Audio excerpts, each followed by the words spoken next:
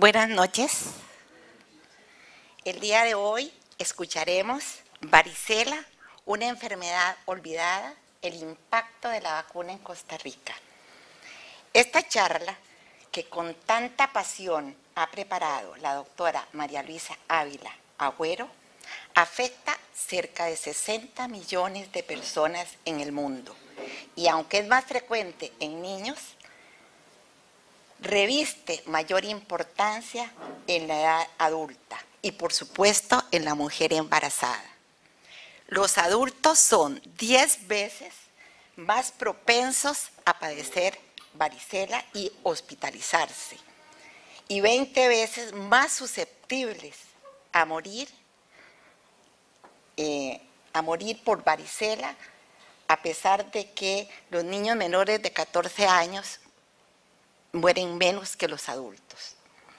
Las vacunas son una excelente inversión, pues cuando se pierde la salud hay que pagar muchísimo dinero para recuperarla.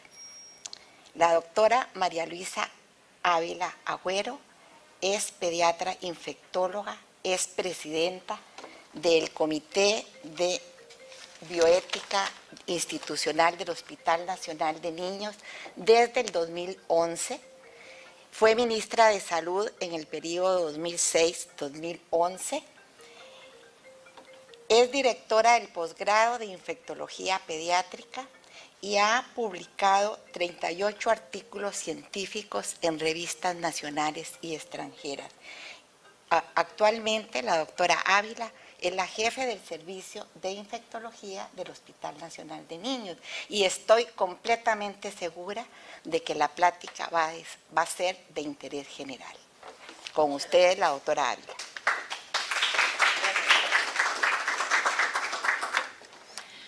Buenas noches a todos y todas. Muchísimas gracias a la doctora Fangisic por su presentación. A mí la varicela me une un vínculo no solamente científico, sino también emotivo. Y a lo largo de la charla les voy a comentar por qué. Y el título que les puse es porque a veces de veras que la gente se olvida de lo que significa esta enfermedad, y a lo largo de esta historia, una de las cosas que quiero contarles es que cuando nosotros hablábamos de introducir la vacuna varicela en el esquema oficial, mucha gente nos decía que para qué, si la varicela es una enfermedad cosmética, que la vacuna era una vacuna cosmética porque lo que dejaba eran unas marquitas en la cara. Y vamos a ver que no es así. Esta historia se remonta hace más de 15 años atrás, muchísimo más de ese tiempo, y les voy a enseñar cuál era la situación, empezando por ahí, epidemiológica nacional en la era prevacunal.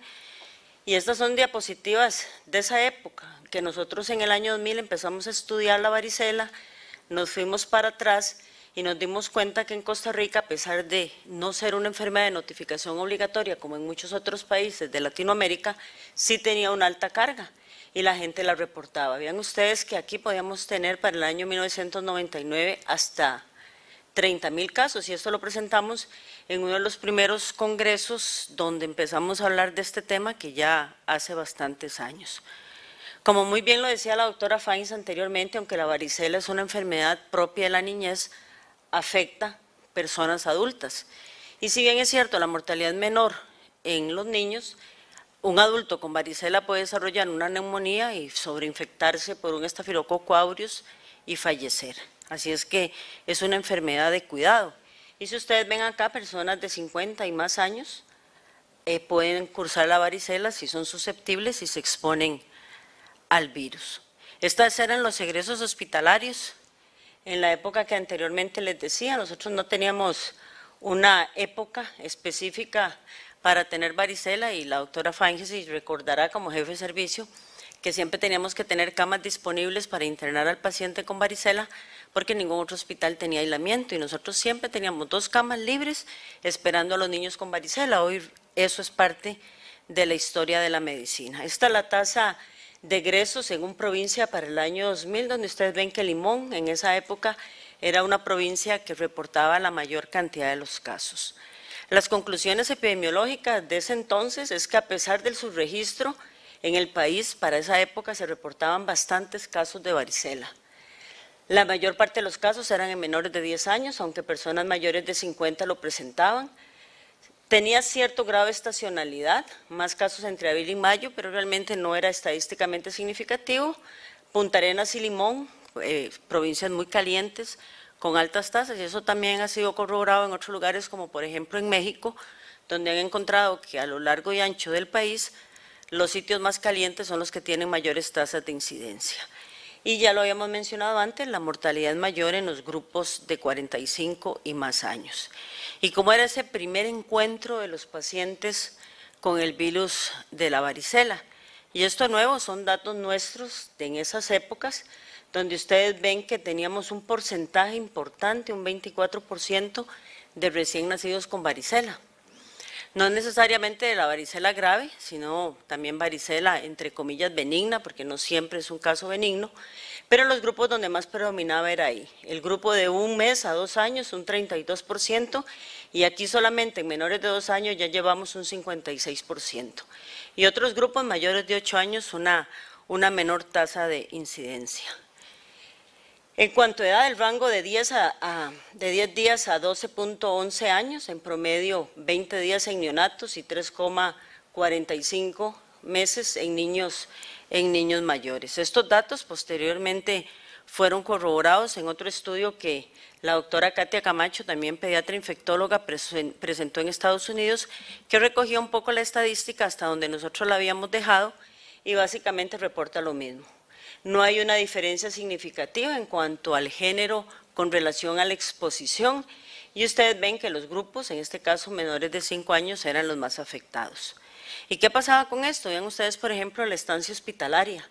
De los casos que nosotros estudiamos, 3.295 días de estancia, que para ese entonces el costo promedio era de $700, más de $2 millones costaba en ese momento la varicela. Y una estancia promedio de 1, incluso hasta 44 días, con una media de 4.85, casi 5 días. Y esto nada más para que ustedes se den una idea de lo costoso que era el tema de la varicela solo en el Hospital Nacional de Niños.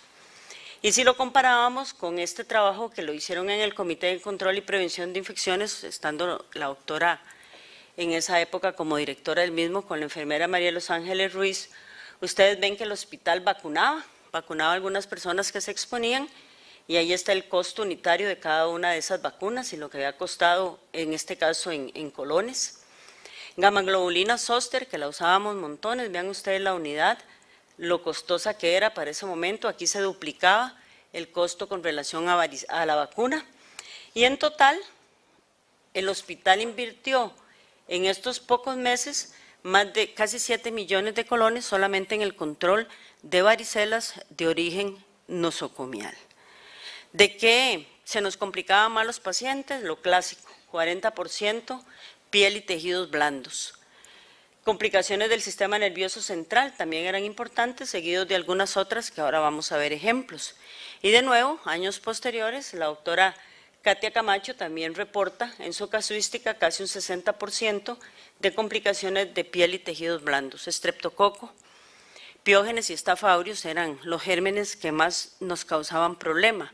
Y el otro día que escuchaba a la doctora Catalina Pires del Uruguay, que tiene una experiencia maravillosa, fueron el primer país en la región en vacunar, ella comentaba que para ellos la vacuna de varicela no solamente fue como para varicela, sino también para estreptococo. Y estos son algunos casos donde ustedes ven que la varicela no es tan cosmética ni tan benigna como algunos creen.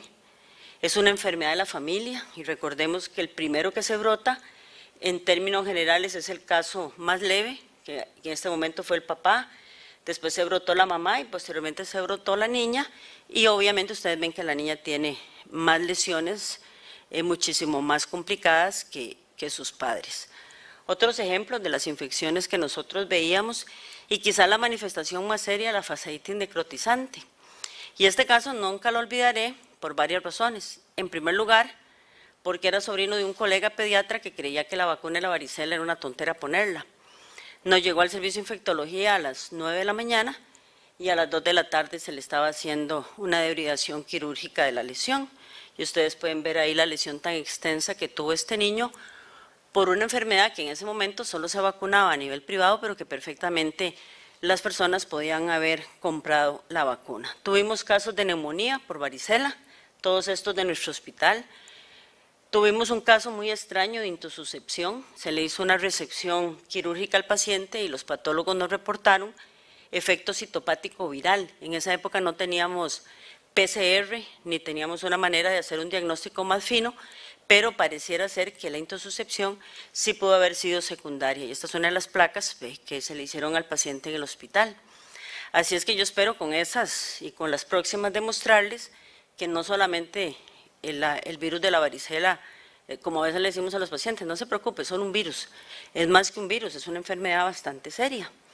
Entonces la pregunta es, ¿la varicela es una enfermedad benigna, como mucha gente creía y cree ahora, pero ahora digamos con más fundamento porque hay vacuna y a los que se brotan y están vacunados no les va tan mal?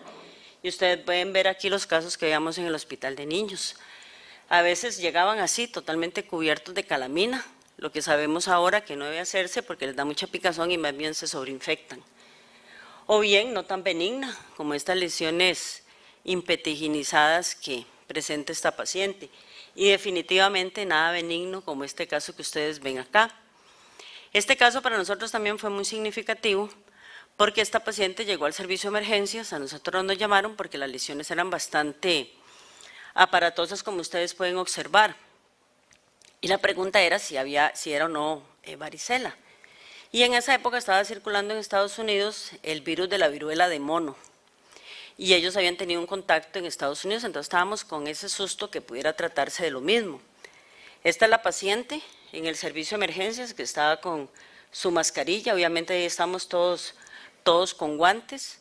La radiografía inicial de la paciente, vean que esto fue en el año 2004, y rápidamente a las 2 de la tarde cuando la paciente subió a cuidado intensivo y en la noche del mismo día, una neumonía bastante extensa. Este caso lo vimos con los inmunólogos, la chiquita prácticamente no tenía CD4, el doctor Porras siempre dice que uno es inmunosupreso, no sabe que es inmunosupreso hasta que no se enfrenta al germen que lo va a inmunosuprimir, y en este caso tuvo toda la razón, porque años después yo a esta paciente la seguí y lamentablemente cuando cumplió 18 años se le diagnosticó un linfoma de células T. Entonces probablemente ya la niña tenía algo de fondo. Pero en esa época nosotros empezamos a ver que los casos de varicela nuestros eran bastante graves. Hicimos biopsia de las lesiones que corroboró, como les decía, el efecto citopático. La paciente sobrevivió, su sistema inmune, por lo menos a ese momento, la ayudó y la niña a la salida egresó así, con esas lesiones que son, como les digo, muchísimo más que una simple lesión cosmética. A los 3 meses llegó y la niña estaba así. Entonces vean ustedes las graves secuelas físicas que la varicela le produjo. Esta es una niña que aún ahora tiene que usar peluca porque nunca su pelo le creció, no tiene cejas, las pestañas son escasas y las lesiones todavía siguen siendo muy aparatosas. Y eso nos llevó a preguntarnos qué será lo que pasa en Costa Rica que tenemos esos casos tan graves. Para ese momento, un virólogo del CDC, el doctor Vladimir Loparev, había descrito que circulaban en el mundo 3 genotipos del virus de la varicela.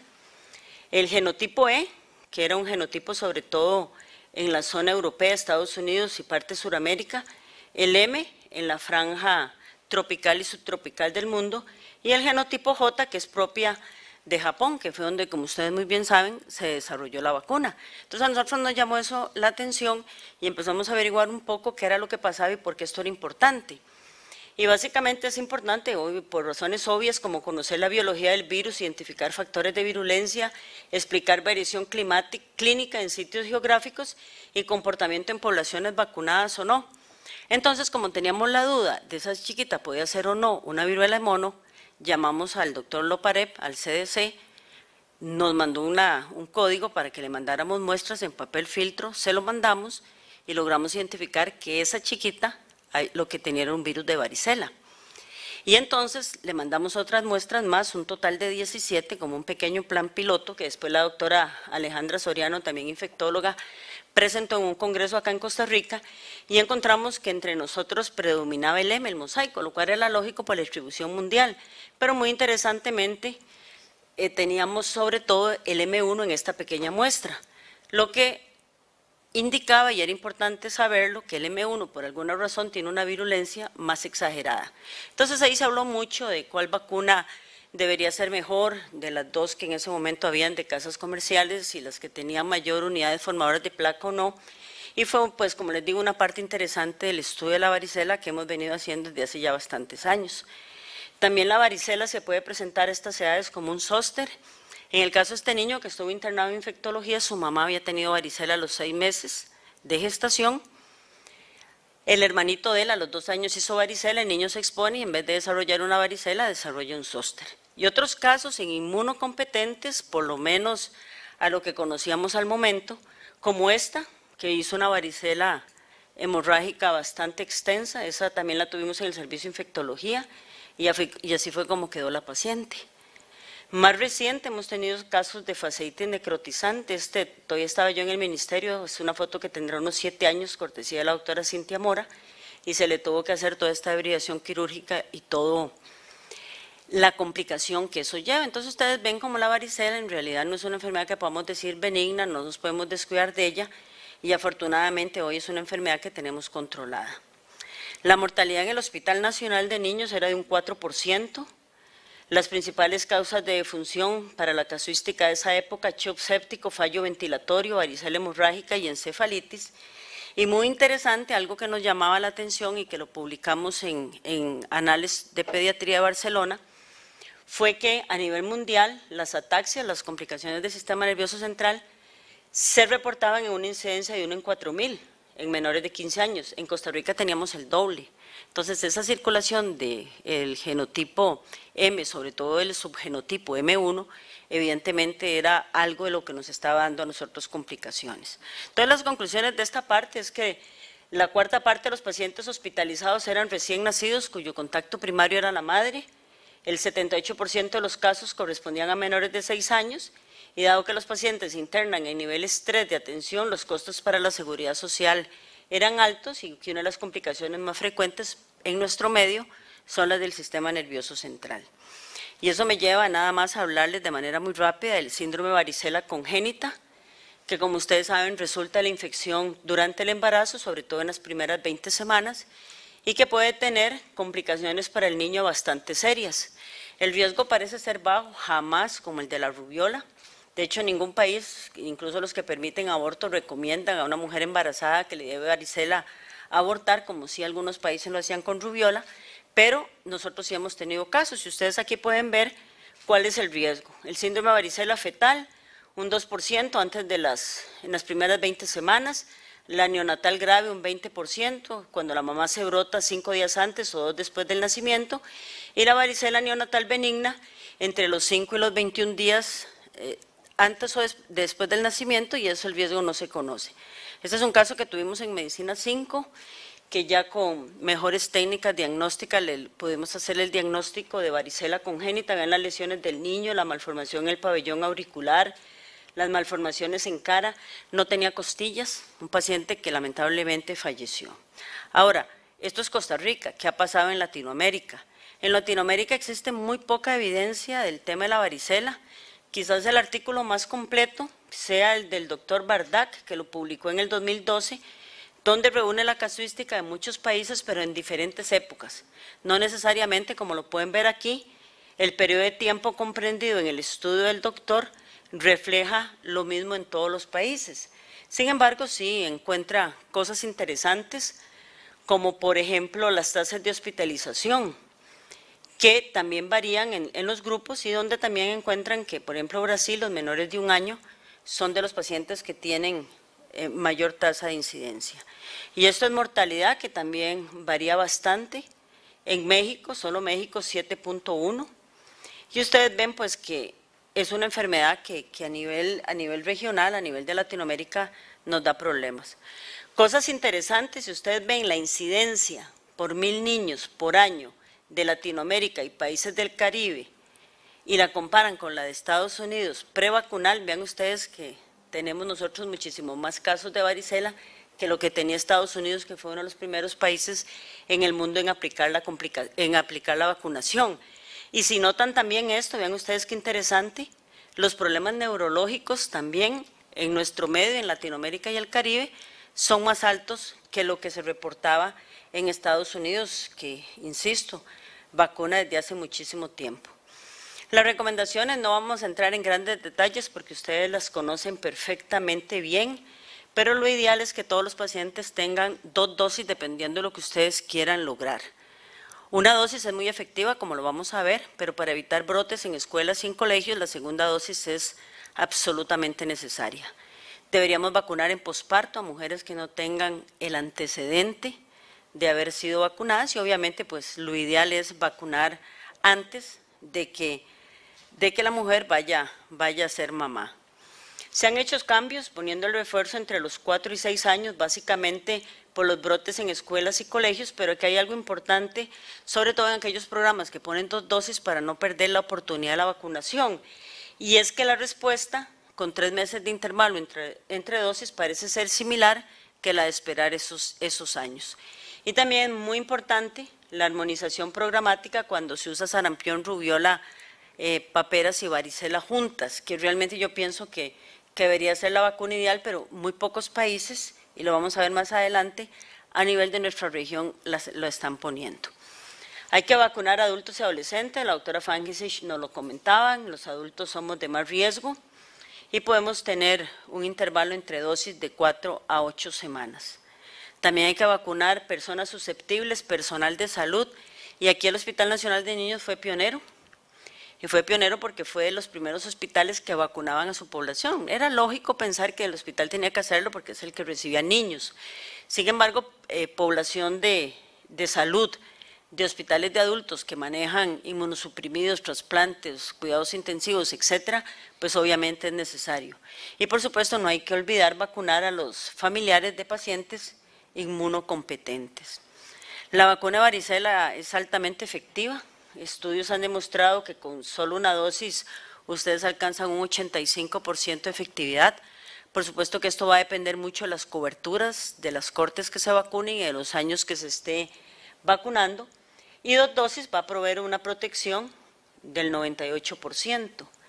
Y la vacuna es 100% efectiva para prevenir casos severos de varicela. Eso es maravilloso, ¿verdad? Porque yo creo que eso es precisamente lo que nosotros queremos evitar.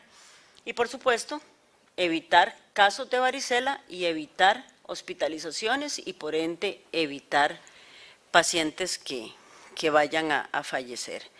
Y todo esto se sabe, bueno, obviamente en pacientes inmunocomprometidos que tengan inmunodeficiencia adquirida con CD4 bajos, pues evidentemente hay que evitar vacunarlos. Y hay un punto muy importante que es la historia de zóster. Ya hay estudios que demuestran que comparativamente entre las personas que les dio varicela versus las que son vacunadas, la incidencia de zóster en los vacunados es menor. No lo que se creía antes, que probablemente como íbamos a desplazar la enfermedad, etcétera, etcétera, íbamos a tener más casos de zóster. También afortunadamente ya hay una vacuna de zóster que todavía en el país no está registrada, pero que esperemos que pronto la esté. Varicela en inmunosuprimidos, la mayor parte de los inmunosuprimidos, como mencionaba, no deben ser vacunados. Vacunar individuos con inmunidad humoral aislada y considerar vacunar VIH en asintomáticos con una buena carga de CD4, lo cual en Costa Rica, pues el grupo de inmunólogos, ustedes saben que lo manejan muy bien. Esto nada más para mencionarles diferentes estudios relativamente recientes que han sido publicados refiriéndose a la seguridad y la efectividad de la vacuna de varicela en niños con VIH. Uno de los problemas que tenemos es, bueno, la varicela en los vacunados. Y nosotros entre los infectólogos bromeamos que ahora nos llaman de interconsulta para una vejiguita cuando antes decíamos que la varicela era la más fácil de diagnosticar. Y nos llaman porque realmente hay duda y a veces nosotros decimos, ¿qué será? ¿Será varicela o será un enterovirus? Por suerte, ahora tenemos PCR para enterovirus, entonces lo mandamos al laboratorio y en la tarde sabemos que es un enterovirus y no varicela. Pero vean ustedes que estos hallazgos clínicos en pacientes vacunados, primero que es de muy corta duración, usualmente no terminan hospitalizados, tienen fiebre baja, menos de 50 lesiones, puede ser un brote de corta duración, maculopapular más que vesicular, un 30% podría comportarse similar que la enfermedad, pero de la enfermedad de forma benigna, no de la enfermedad de forma grave. Obviamente la vacuna de la varicela también puede servir para evitar casos secundarios de exposición, que de nuevo cada vez son menores, pero en ocasiones hay brotes en colegios. Hace poco hubo en un colegio particular donde había un grupo importante de muchachos no vacunados, porque lamentablemente hay que decirlo, hay una tendencia cada vez más frecuente en el país a los grupos antivacunas y a no vacunar, y hasta que sufren las consecuencias es que no ven la necesidad de la misma. Pero la vacuna de 3 a 5 días posexposición tiene entre un 90 y 70% efectividad respectivamente para evitar la enfermedad y 100% para modificar la forma grave. Y también contamos con gamma globulina, que cada vez la usamos menos porque cada vez tenemos menos casos. Efectos vacunales son en general leves, las reacciones adversas graves como ataxia, encefalitis, neumonía, hepatitis, etcétera, son realmente raras. Y ahora, ¿qué ha pasado con la vacuna? Bueno, ha pasado con la vacuna que los primeros estudios a doble ciego controlados en Estados Unidos mostraron que la vacuna era altamente efectiva, entre un 96 a un 100%. Solo en Estados Unidos prevenía 4 millones de casos al año, 11,000 hospitalizaciones y 100 muertes. Esos son con los ensayos clínicos, pero antes de la comercialización. Una vez que ellos universalizan la vacunación, rápidamente empiezan a encontrar efectividad de 80 a 90%. Ya para el 2003 el CDC reportaba una reducción de un 84% de la incidencia, y en algunas poblaciones ya hablaban de 27 a 2% de reducción en hospitalizaciones por sobreinfección. O sea, era realmente algo bastante adecuado. Y esta es una publicación viejilla de la revista JAMA, donde ustedes ven que la reducción en las poblaciones general, un 88%, y vean esto, que ahora van a ver qué es lo que pasó en Costa Rica. Población entre 20 y 49 años se redujo en un 78%, o sea, tiene un, llamémoslo efecto rebaño, porque si el niño no se brota y no está en contacto con el adulto, pues obviamente no le va a dar varicela. Este estudio más reciente del impacto en hospitalizaciones demuestra lo mismo. Los programas ya maduros muestran reducciones significativas en todos los grupos de edad, incluso más allá de aquellos que fueron vacunados. Cuando nosotros tomamos la decisión de vacunar, nos basamos en varios estudios, porque bueno, había que decidir si una o no. Y vean ustedes que ya para esa época, para el 2008, habían diferentes estudios que demostraban que una sola dosis era efectiva en prevenir la vacuna en general, un 97% de las formas moderadas y graves, y la prevención de la forma grave, un 100%, que eso era lo que nosotros queríamos lograr. Obviamente, una o dos dosis, ustedes se preguntan, bueno, ¿qué es mejor, una o dos? Si yo les tengo que decir, como exministro de Salud, hay una porque no teníamos mucho dinero. Como pediatras y en el consultorio les digo, mejor vacunarse con 2 dosis. Y ustedes ven que cuando en Estados Unidos tomaron la decisión de vacunar, realmente eran muy pocos los casos que ellos tenían, y tomaron la decisión, y prácticamente es una enfermedad que en Estados Unidos ya no ven.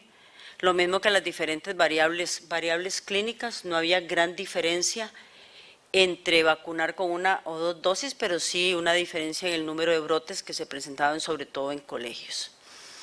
Costos en salud, y esto es una cosa también importante a tomar en consideración.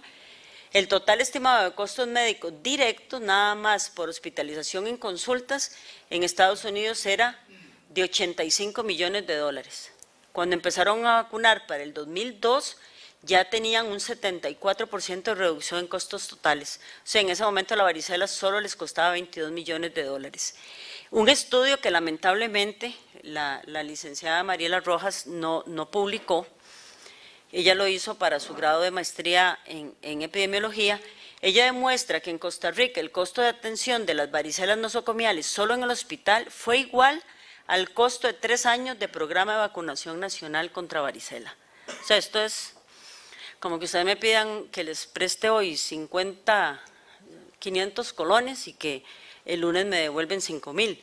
Es realmente algo bastante positivo. Ahora, ¿Dónde estamos con varicela? Bueno, con la vacuna no estamos tan mal. Vean ustedes que del 2014 al 2015 aumenta el número de países con vacunación universal en la región de las Américas a 9. En el 2014 Brasil incorpora la vacunación universal con una dosis de vacuna combinada, la sarampión, rubiola, paperas y varicela a partir de los 15 meses.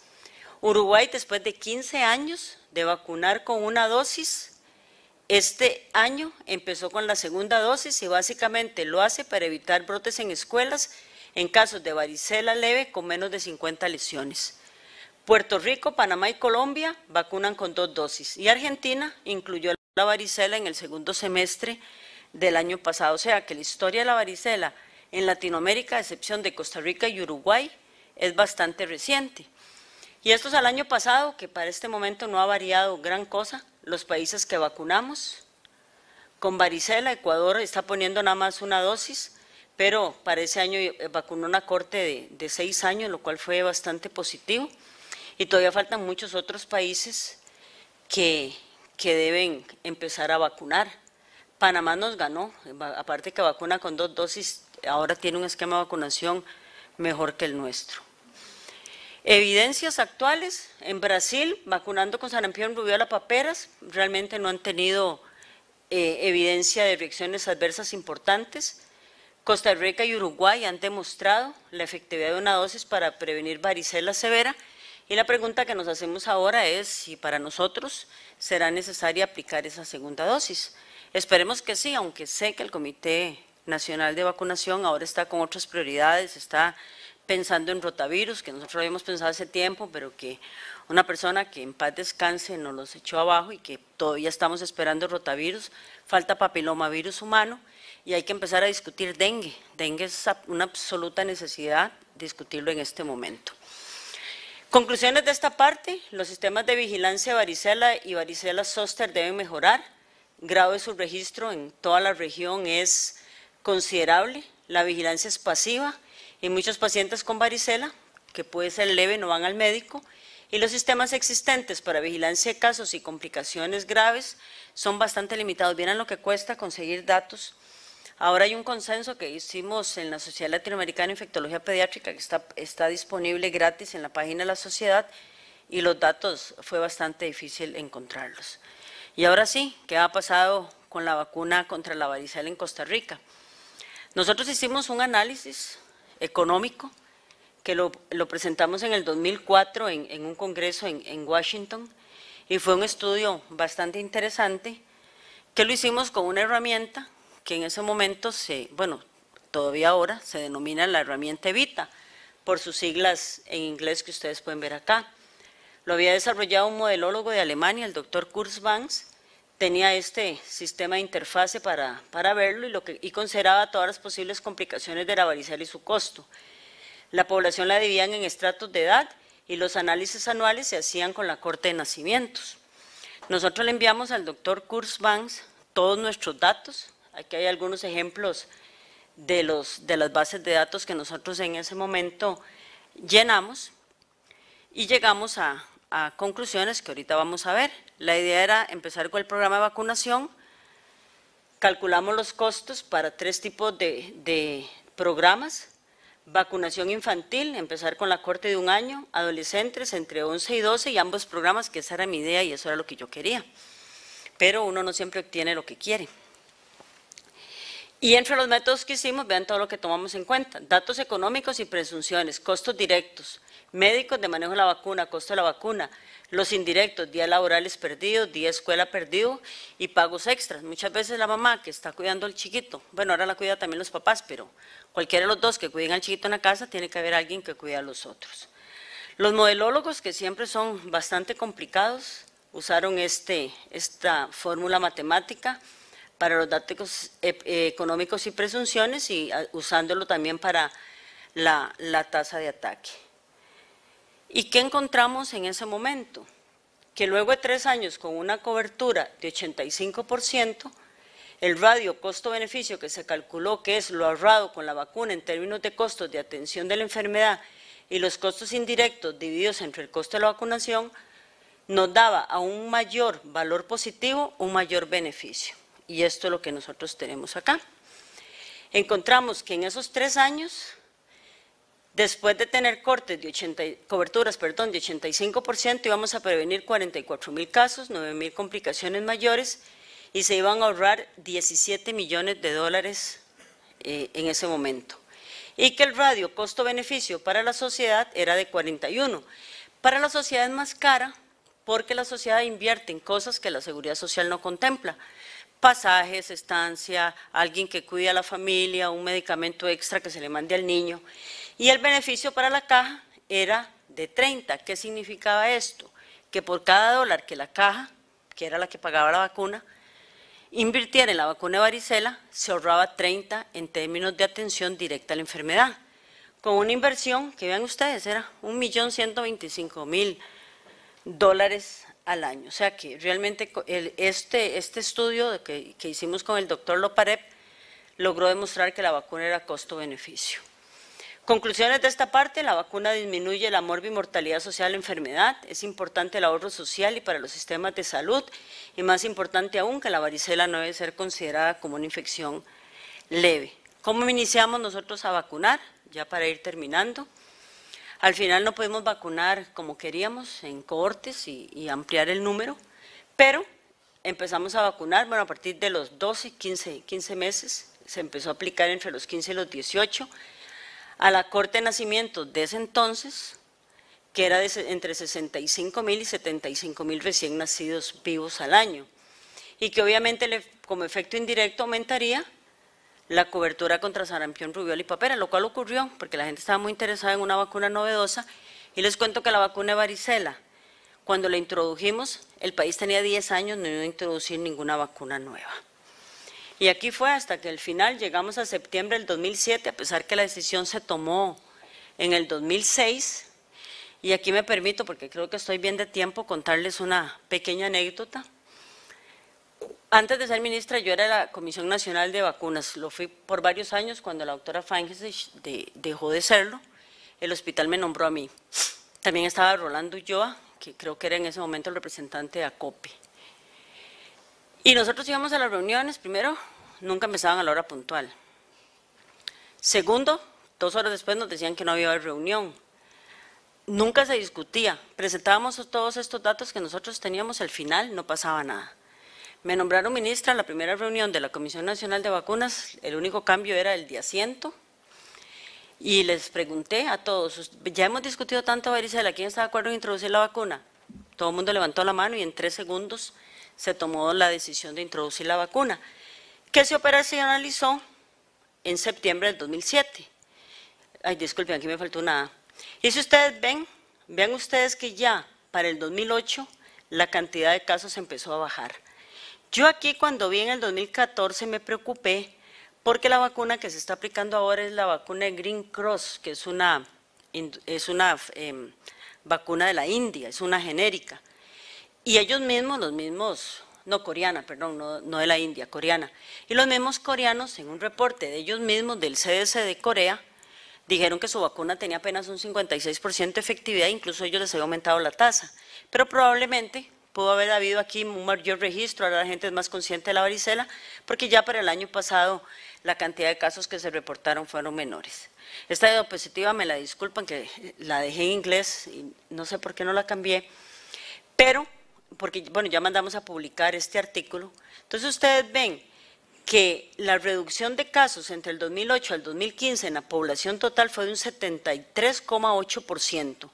Y en menores de 5 años de un 79%. Vean ustedes la reducción tan significativa y en grupos de edad que obviamente no estaban vacunados, lo cual es muy bueno. Y más importante aún porque era lo que queríamos evitar. Reducción en hospitalizaciones para la población total un 86%, en menores de 5 años un 87%. Y vean ustedes que en menores de 1 año cada vez vemos menos casos. Neonatos, ya raramente nosotros estamos internando neonatos. Y esta diapositiva que ustedes ven la hospitalización complicados, no complicados, la reducción en complicaciones de la varicela fue de un 98% y de hospitalizaciones por varicela no complicada porque alguien le dio miedo, porque realmente no tenía nada, había que darle 24 horas de salida, se redujo considerablemente. O sea, nosotros logramos con la vacuna de la varicela un gran ahorro para la salud. Y entre los objetivos y estrategias de la intervención de enfermedades prevenibles por vacunación, uno escoge qué es lo que quiere hacer. Si uno quiere reducir incidencia y reducir mortalidad en el caso de la varicela, puede poner una dosis. Si ustedes quieren mantener muy baja la incidencia y prevenir brotes, necesitan 2 dosis. Y obviamente estamos todavía muy largo de la eliminación y la erradicación, porque ya estos son conceptos regionales y conceptos mundiales. Y en esta diapositiva les quiero comentar todo lo que se requiere para poder tomar la decisión o poder al menos justificar por qué una vacuna se introduce en un esquema. Hay que identificar el problema, carga enfermedad, que como ustedes vieron Costa Rica lo tenía, costo de la enfermedad, lo hicimos con una herramienta específica, conocíamos a la población en riesgo, creo que nadie duda que la varicela es una enfermedad problemática en la salud pública, oportunidad de transformación, estudios de costo-beneficio y costo-efectividad, respuesta social, negociación y apoyo político. Y al final les voy a decir, lo más triste de todo esto es que ustedes podían tener todos los datos que tenían, que todo esto lo cumplimos, que si esto fallaba no se podía hacer nada. Y de nuevo, y yo sé que va a quedar grabado y además, como yo siempre digo, si ustedes cuentan que yo lo dije, yo lo voy a sostener que sí lo dije. Es increíble cómo, en vez de buscar cómo introducir una vacuna, cada vez lo que le ponemos es más trabas a la introducción de la misma. Y cómo nosotros, que afortunadamente tuvimos el apoyo político para introducir 4 vacunas, cuando a nivel de farmacoterapia de la caja se estaban viendo que metimos muchas vacunas, empezaron a cambiar las reglas del juego. Y la Comisión Nacional de Vacunas, en vez de ser una comisión de técnicos que saben de infectología, de pediatría, bueno, también infectología de adultos, porque ahora la nueva tendencia, que es la justa, es que los adultos también deben de ser vacunados y beneficiados con algunas vacunas. La Comisión de Vacunas, en lugar de ser una comisión técnica, se volvió una comisión económica. Y hay leyes, y la Ley de la Niñez y la Ley General de Salud dice que para la introducción de las vacunas, la justificación de que no tengo plata no es válida. En términos sencillos así lo dice, pero lamentablemente no se cumple. Entonces hay que hacer un montón de cosas para meter las vacunas y al final, pues obviamente uno ve los resultados positivos. Hubo una validación, una viabilidad de intervención, propuesta de planes y vacunamos contra la varicela. Y créanme que la siguiente diapositiva no tiene ninguna connotación política, pero nosotros desarrollamos este concepto, vacunas para el desarrollo, donde como gobierno nos comprometimos a esas 4 vacunas. Y afortunadamente metimos tosferina celular, que demostró, ahora la estrategia cambió, pero demostró ser buena. Vacunamos contra varicela, vacunamos contra neumococo y no pudimos poner rotavirus porque al final nos la terminaron bloqueando. Pero yo siento que siempre metimos las 4 vacunas porque el 9 de septiembre de ya varios años atrás, la doctora Edith Feinges se dio el lujo de poner la primera vacuna contra polio intramuscular en el país, que ya formaba parte del esquema. Y vean ustedes que tantos años después, la Organización Panamericana de la Salud es que empieza ahora que los países al menos tienen que introducir una vacuna intramuscular, cuando eso lo sabíamos desde hacía años, y la doctora fue una de las cosas que me pidió, me dijo, si usted va a hacer algo, meta la vacuna contra polio. Y tuve que meterla porque ustedes saben que a la doctora Feinges decirle que no puede ser cosa muy seria. Así es que al final sí logramos meter las 4 vacunas que queríamos, rotavirus, esperamos que entre este año, pero si ustedes ven, yo tengo 5 años, ahora el 1 de septiembre, de haber vuelto al Hospital Nacional de Niños, y en 5 años se sigue esperando que se introduzca la vacuna contra rotavirus, una vacuna que si ven los datos de El Salvador, ha mostrado un gran beneficio. Y bueno, y podríamos discutir papilomavirus humano, que estamos atrasados, y vuelvo a insistir, vacuna del dengue, en realidad no hay ninguna vacuna mala. Y yo quiero hacer un agradecimiento muy especial a mucha gente, porque a lo largo de todos estos años no es una persona la que trabajó. La doctora Feinges es pionera de la infectología pediátrica y mi maestra, una persona a quien, como todos saben, le tengo un profundo respeto.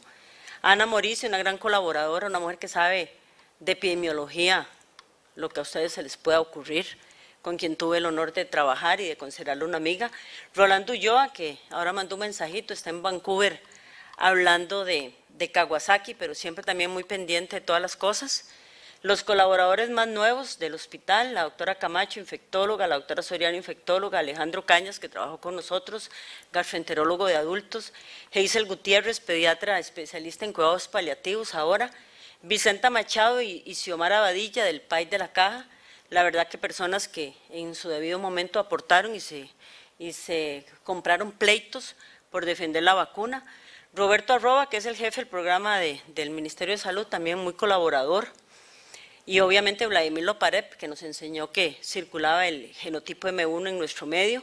Y el doctor Kurzbanks, que sin cobrarnos un 5 ni nada, nos hizo todo el análisis económico, que ahora está muy contento porque validó muy bien su programa.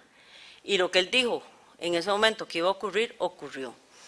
Y esta otra, que tampoco tiene connotación política, ustedes ven aquí al Papa en México vacunando contra polio oral, ya nosotros, gracias a Dios, no lo hacemos. Esto es en Mongolia, un vacunador o vacunadora, con ese traje es un poco complicado saber qué es, con el termo de vacunas y en un reno yendo a vacunar.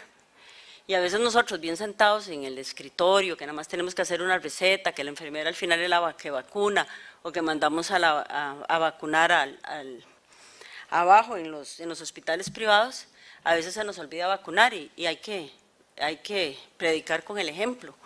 Yo creo que la vacunación en Costa Rica tiene muchos logros, faltan muchos logros que hacer, pero quizás es una de las intervenciones en salud pública más importantes que podamos tener. Y esta frase que se las dejé a propósito en inglés para que cada quien haga su propia traducción, me la pasó precisamente Ana Morice, y ahí tiene una frase muy cierta: ningún trabajo científico está completo, siempre van a faltar cosas, siempre vamos a querer hacer alguna cosa nueva, modificar los conocimientos que se van alcanzando, pero, y esa es la parte más importante, pensar que nos faltan muchas cosas por hacer no nos debería de dar la libertad o de que nos sintamos libres de ignorar el conocimiento que hasta el momento nosotros tenemos. Y eso es a veces lo que pasa. Yo para preparar esta charla recordaba, y ahí me encontré un artículo del Semanario Universidad de Costa Rica, donde criticaban la introducción de la vacuna contra el neumococo. Y el año pasado, la Junta Directiva de la Caja mandó a hacer un estudio para ver si la vacuna del neumococo realmente debería de seguir en el esquema. Imagínense ustedes eso. Y lo bueno de todo esto es que le salió el tiro por la culata, porque no solamente se demostró que la decisión había sido acertada, sino que tomaron en cuenta variables que yo en esa época no tomé en consideración, que era el efecto que iban a tener en la reducción de neumonías y neumococo en el adulto. Así es que esto fue un ganar-ganar. Y de nuevo, puede ser que nos falte conocimiento y hay que generarlo, pero el paciente no puede esperar. El chiquito no se va a no exponer a la varicela hasta que a nosotros se nos ocurra decir que lo vamos a vacunar.